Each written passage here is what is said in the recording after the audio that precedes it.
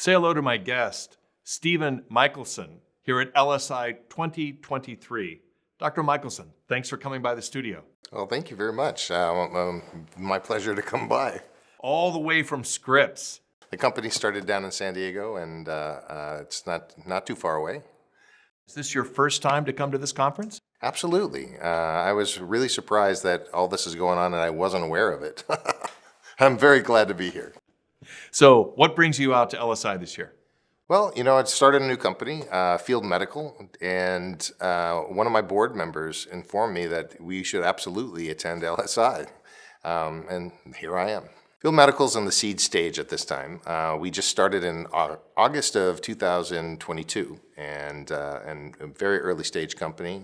I'm looking probably to be on track for first in human studies next year around this time. What space are you operating in? We're a cardiology arrhythmia treatment company. It's a medical device called a catheter. Medical and catheter ablation is our focus, using a new energy source called pulsed electric field. And you're no stranger to that. You've done some work in this field before?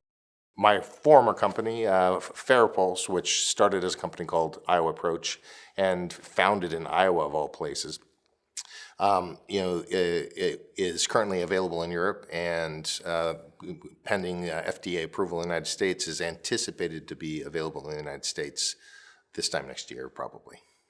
So what do you got in your hand there? This is one of the catheters that we're working on. We're developing a new technology. Although I'm familiar and been working with this new energy source for almost a decade. And not a lot of people have focused on focal catheters, which is 80% of all catheter ablation is done using a long tube like this with a piece of platinum on the end of it. And we use it for electrocautery inside the heart. Instead of doing a piece of platinum, we have a piece of ceramic on the end of this, and we use a new technology called field bending in order to control the shape of the electric field around the catheter in a new way. And this allows us to be able to have more tolerability and a much larger range than you can achieve with traditional electrocautery. You've got a single ceramic, but that single ceramic can then be steered or redirected? Well, so it's the shape of the electrodes, the relationship. So there's outer electrodes, and then there's an inner lumen that is an irrigation lumen, and inside that lumen is the other electrode, so it's protected from the blood pool. But by forcing the current to go around the outside of the catheter, and that's why it's called field bending, it creates a new type of a very strong, compacted electric field that falls off very quickly, so that you don't have far field stimulation. It's much more tolerable than traditional unipolar or bipolar. But we have found it to be 7 times more tolerable than a traditional unipolar application like this. So I'm guessing in your practice as a cardiologist, interventional cardiologist, you've probably used the monopolar and bipolar. You kind of probably grew up on those. So how did this change your workflow or your clinical experience? Yes, this is still very early, experimental, not of this particular technology. We're anticipating our first human studies in approximately a year to 18 months from now, and and to move into clinical availability much later. But based on my experience in working in large animal studies, this is potentially transformative, because now we can address areas of the heart that radiofrequency or thermal ablation just could not do a good job with. And this is things like ventricular tachycardia. 7 million people a year have a ventricular arrhythmia or ventricular tachycardia, which can be life-threatening and fatal in a number of cases. We can treat it with catheters now, but we do it very infrequently because the procedures take so long, and the efficacy is better than nothing, but it's not that great. And so having new tools to be able to expand our ability for a safer, more effective energy source in the heart, I'm hoping that we're going to be able to address a market that has not been addressed in the past, not just treating atrial fibrillation, but other arrhythmias like ventricular tachycardia.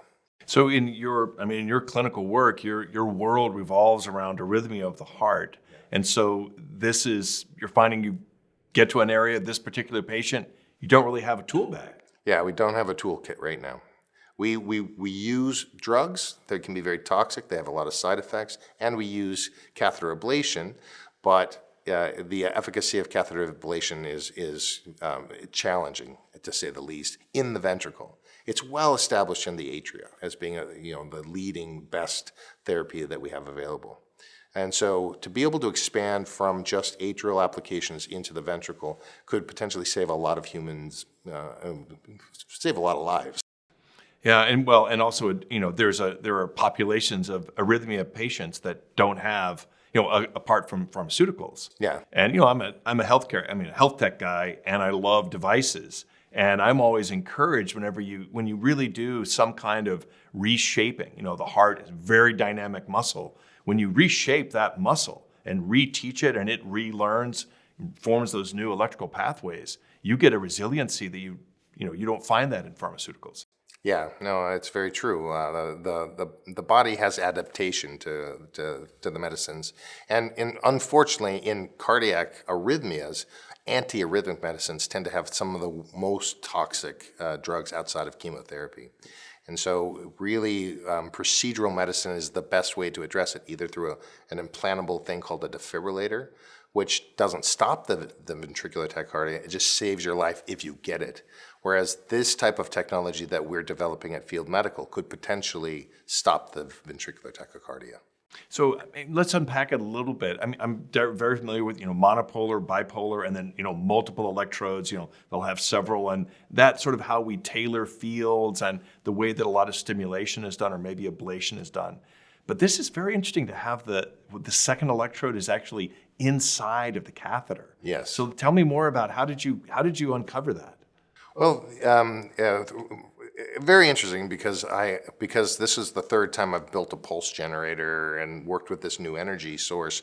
And previously, I've always worked with designs that were they're really radio frequency optimized tools, to do thermal ablation. And now, when I left Acuitas Medical, I was their chief translational science officer for almost 3 years, 2.5 years. So. But I had to work around all the patents that I've worked on in the past.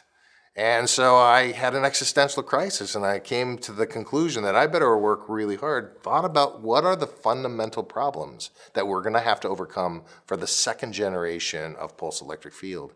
And I had an epiphany at that moment. And we designed it, and had a whole bunch of very smart PhDs working on computational modeling to figure out parameters to optimize it. Once we figured that out, we tested it, brought in partners, brought in designers, and very recently finished our first series of chronic animal studies that confirm that it reduces stimulation, unwanted stimulation, and it has a massive range. Yeah, that's amazing. It's like in such a developed field. Having electrodes on a catheter, that's been around a long time. But nobody leads with, oh yeah, we made it out of ceramic. It's always, platinum is the go-to. Yeah, platinum iridium, that's what you use. Platinum and iridium, that's exactly it. It's great you can use it as a marker, and you can also use it as an electrode. So they're very handy. Everybody got used to that toolkit. And now all of a sudden, changing that dynamic and then being able to, because you've got a different material, now you've got a different your second electrode is a different one. It seems like you're opening up a whole new field of how you can steer the field, bend the field, and apply the energy. Yeah, we hope so. I'm quite proud of the work that the entire team has done up to this point. And we're focused on, and at the current rate, we'll be in clinical trials very quickly. It usually takes a little longer to get there, but we've really assembled an amazing team of people to move very systematically towards approval in the market. But I have to credit the team, the ingenuity of the partners for the company at this point. There are a couple of things I can't talk about that are also just as innovative. Have you got is there early animal data that's indicative, or cadaver study? Anything you can share that talks about why you're optimistic that you're on the right path? Absolutely. We just finished a series of large animal studies in New York, of all places, and we have histology that show and pathology that show the range of that the therapy is capable of giving, not only effective, durable, contiguous lesions in the atria that 16 days later are still durable, still there, but also these very deep and very large lesions in the ventricle. So if you turn it up full blast, you can have a tiny catheter with a very tiny size, yet you can get a huge footprint of over 2 centimeters around. Although we're not focused on atrial fibrillation, this catheter could easily be used to treat atrial fibrillation by putting 2 or 3 spots in each pulmonary vein, and voila, you're done there. But the real goal as a physician watching patients who suffer from these ventricular arrhythmias and lacking the toolkit to go forward, this is where we're focused to make sure that this tool is available to physicians in the future. I'm a big fan and have been, within the Stanford Biodesign model. So you talk about the big unmet clinical need. You identifying, these tachycardias, this untreated population of arrhythmia. It seems like you're heading right down the main line on that. Oh, absolutely. And the biodesign at Stanford is a pioneer and an archetype of what we would hope that more and more universities could kind of build. There are a couple of them out there that have done well. Arizona, Minneapolis, Minnesota has a group like that. But yeah, having physicians who are in the field who can translate or help to translate the clinical needs to the amazing engineers and the talent in the med tech industry is, they have definitely shown us one way that you can get that done. It sounds like you've got that sort of dynamism in your team, that the engineers and certainly you're able to translate your clinical experience into the technical needs. How did you bring all that together? Well, I decided to train as a doctor, and but I was actually attracted to medicine because of innovation, of the idea of the frontier is there and we can make it better. But really, to be taken seriously, I was willing to just jump in to become a physician and address the needs for new technology from the point of view of a physician. Even when I was at the NIH as a Howard Hughes Research Scholar, even when I was at the Mayo Clinic, I was constantly inventing stuff and trying new things. And when I got to the University of Iowa, the university decided to patent one of my things, and sure enough, that was worth starting a company for, and we built it out.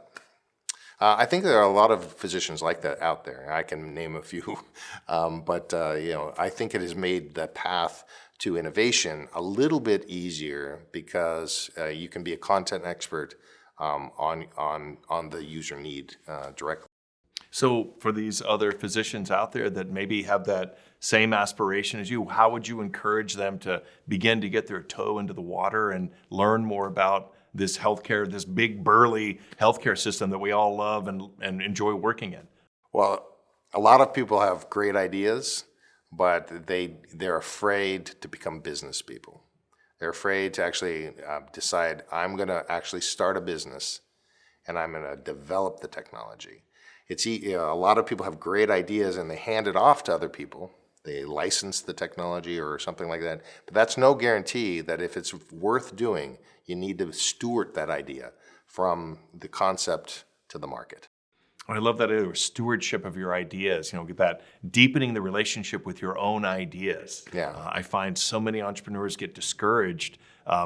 This person doesn't like my idea, they're not going to fund it. It's a venture capitalist that, you didn't bother to understand that all they invest in is late stage commercialization. You're at a seed round, you were talking to the wrong kind of person, but then they get all discouraged. Yeah. So I think it's important for them to understand the way the industry works and then find those people that are really committed to the early stage. Absolutely, and that's a mistake I've made.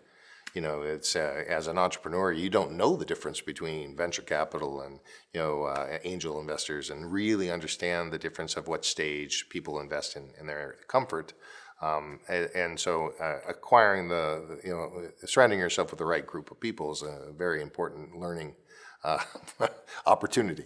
And so I've had the opportunity to meet so many people in this field after a decade of working in it that, for me, it's been a little friendlier this time around. Oh, that's terrific. Anything else you want to share with us today? I came to LSI to learn a lot about, this organization and to meet people that I wouldn't normally meet, and I was very, very happy with the results. I met a lot of great people who are going to help the company out, and I don't know what else to say, but Field Medical is transforming second generation pulse electric field. We're going to take focal catheters and give them to doctors so that we can treat things that we could never treat before. Well, I can't wait to hear of your continued success. Thank you for coming by the studio. Thank you so much. Second sticks, Stephen Mickelsen, take one, marker.